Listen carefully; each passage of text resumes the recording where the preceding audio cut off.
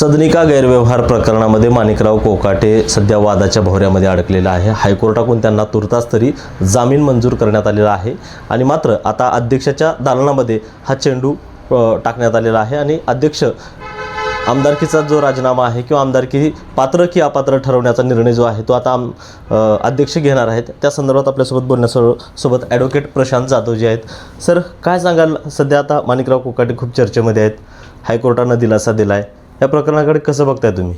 मुळात लातूरचा आणि माणिकराव कोकाटे साहेबांचा संबंध असा आहे की विधानसभेमध्ये जेव्हा रमी खेळत होते माणिकराव कोकाटे साहेब, त्याचा निषेध करत असताना निषेध म्हणून छावाच्या कार्यकर्त्यांनी लातूरमध्ये त्यांना व्हर्च्युअल रमी खेळण्यापेक्षा तुम्ही ओरिजिनलच रमी खेळा म्हणून रमीचे पत्ते त्यांना गिफ्ट दिले आणि त्यानंतर छावाच्या कार्यकर्त्यांना बेछूट अशी मारहाण करण्यात आली। त्या संदर्भातले गुन्हेसुद्धा शिथिलतेने दाखल करण्यात आले। पुढे त्या गुन्हेगारांना जामीनसुद्धा पोलीस स्टेशनलाच देण्यात आला।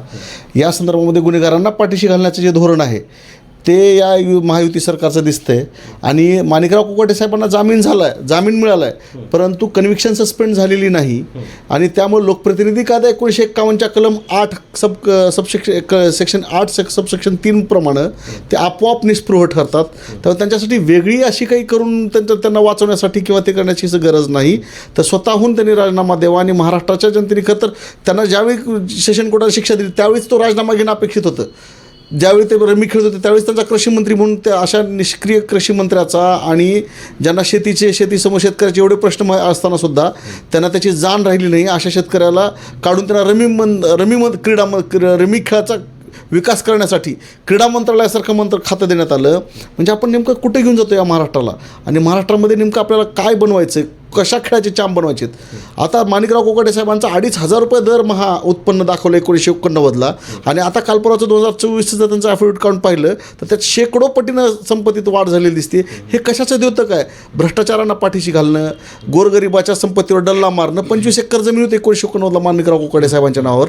असे असताना सुद्धा तुम्ही कशाच्याच बाबतीत काही सोयरेसोतक ठेवायचं नाही आणि केवळ भ्रष्टाचारांना पाठीशी घालायचं, केवळ घोटाळेखोरांना एकत्र करायचं आणि मग वॉशिंग मशीनमधून धुवून काढून त्यांना क्लीन चिट द्यायची आणि त्या गोष्टीचं समर्थन करतात। तर कोण करतात? आपले गृहमंत्री करतायत, राज्याचे मुख्यमंत्री करतायत, उपमुख्यमंत्री करतायत, बाकीचे त्यांची टीम त्यांना IT टीम त्यांना वाचवण्यासाठी पुढे येते। हे कुठेतरी महाराष्ट्राच्या दृष्टिकोनातून मला वाटतं की दुर्दैवी आहे।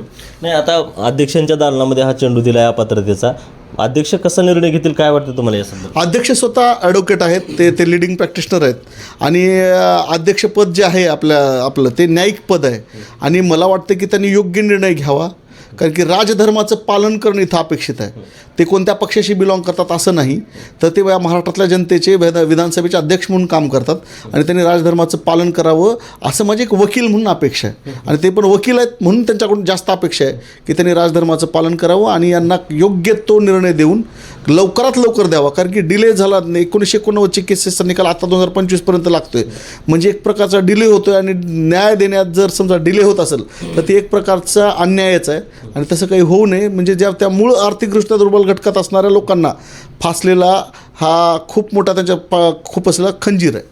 श्री माणिकराव कोकाटेंवरती आता अपात्रतेची टांगती तलवार आहे। मात्र आता स्थानिक स्वराज्याच्या संस्था ज्या आपण निवडणुका सध्या सुरू आहेत, महानगरपालिका असतील किंवा जिल्हा परिषद, आता नुकत्याच नगरपंचायतीच्या निवडणुका झाल्यात, मात्र या जी उमेदवार आहेत यांनी अपात्र होऊ नये अशा पुढे भविष्यामध्ये यासाठी काय काळजी घेणं अपेक्षित आहे? उमेदवारी अर्ज भरण्यासाठी महत्त्वाचं तर तो उमेदवार 21 वर्षाचा असावा, त्याचं मतदार यादीमध्ये नाव असावं।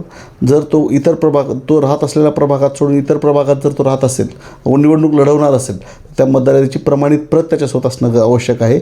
ज्या प्रभागातून तो निवडणूक लढवणार आहे तिथे एक प्रस्तावक देणं अपेक्षित आहे। त्यासोबतच काही जसं आपण पात्र आणि अपात्र या दोन्ही गोष्टीबद्दल चर्चा करणं मला वाटतं खूप महत्त्वाचं राहील।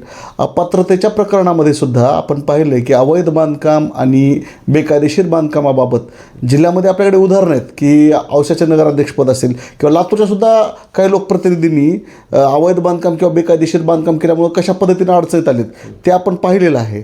त्यासोबतच काही शपथपत्राचे नमुने, त्या शपथपत्रामध्ये आपण त्यांची स्वतःची स्थावर आणि जंगम मालमत्ता कशी आहे, त्यांची गुन्हेगारी पार्श्वभूमी देत असताना 2 वर्षापेक्षा जास्त शिक्षा ज्या गुन्ह्यामध्ये आहे त्यास ते सगळे गुन्हे जे आहेत ते तिथं शपथपत्रामध्ये दर्शवणं गरजेचं आहे। त्यासोबतच तरी त्यांच्यावर असलेले कर्जे, इन्शुरन्स, त्यांच्यासोबतचे दागदागिने, जंगम मालमत्ता, स्थावर मालमत्ता शेती रहिवास मालमत्ता, कमर्शियल प्रॉपर्टी, या सगळ्याचं डिस्क्रिप्शन वाईज घेतलेल्या दिनांकासह, खरेदी दिनांकासह, इन्कम टॅक्स रिटर्न्स असतील, हे सगळं दाखवणं अपेक्षित आहे. परंतु ह्या सगळ्या प्रकरणामध्ये आपण पात्र आणि अपात्रता या दोन्ही बाबीचा सर्वसमावेशक विचार करणं अपेक्षित आहे. सर्वसमावेशक विचार करत असताना लोकप्रतिनिधी आपल्या जिल्ह्यातले जे उदाहरणं जर आपण पाहिले तर अवैध बांधकामाबाबत आणि बेकायदेशीर बांधकामाबाबत खूप जिल्ह्यामध्ये अशी उदाहरणं आहेत की जे सांगतील की बाबा इथं हा माणूस अवैध बांधकामामुळं आपल्याकडे मला वाटते औषधाला नगराध्यक्ष अडचणीत आले होते. त्यामुळेच आपल्या इथे एक माजी महापौर असतील किंवा अजून लोकप्रतिनिधी असतील, हे सर्वजण बेकायदेशीर बांधकामाबद्दल अडचणीत आहेत. त्यामुळे ते सगळे प्रिकॉशन्स घेणं गरजेचं. तुम्ही म्हणलात की शपथपत्रामध्ये त्यांचं उत्पन्न असेल किंवा त्याच्यावर कुठले गुन्हे वगैरे दाखल आहेत का, हे सगळं त्याच्यामध्ये नोंद अपेक्षित आहे होणं.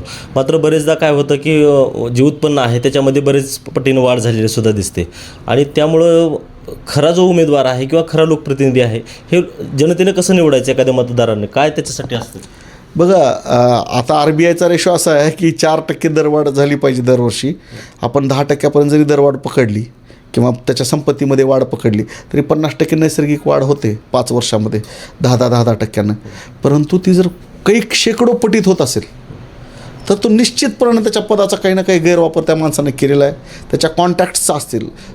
भ्रष्टाचार हा फक्त पैशातच होतो असा नाही, त्याच्या कॉन्टॅक्ट्समध्ये असतो, त्याच्या आविर्भावात असतो. त्या प्रत्येक गोष्टीतला भ्रष्टाचार तिथून कसा झळकतो हे प्रत्येक मतदारांनी पाहणं गरजेचं आहे. आणि त्या मतदारांनी स्वतः स्कॅन करणं गरजेचं आहे की मी लोकप्रतिनिधी म्हणून ज्याला पाठवतो आहे तो लोकप्रतिनिधी कोणत्या व्यवसायात आहे, कशा प्रकारच्या व्यवसायात आहे, तो व्यवसाय करत असताना तो कोणत्या पद्धतीचा अवलंब करतो, चांगल्या गोष्टीचा अवलंब करतो, वाईट गोष्टीचा अवलंब करतो, हे सगळं स्कॅनिंग करणं मतदारांना निवडणूक आयोगाला म्हणा किंवा लेजिस्लेचरला जे लोकप्रतिनिधी कायदा 1951 ज्यांनी बनवला समजा त्यांना ते अपेक्षित आहे की लोकांनी हे सगळं बघणं अपेक्षित आहे. जर लोकच जर बघायला तयार नसतील तर लोकांनी जर डोळ्यावर पट्टीच बांधायची ठरवली असेल आणि शेकडो पटीत जर उमेदवाराच्या संपत्तीमध्ये जर वाढ दिसत असेल तर आपण सुद्धा मतदारांनी स्कॅन करणं गरजेचं आहे आणि मतदारांनी स्कॅन करावं असं माझं मत. कॅमेरामॅन संदीप गवळीसह सुनील कुमार, एकमत डिजिटल, लातूर.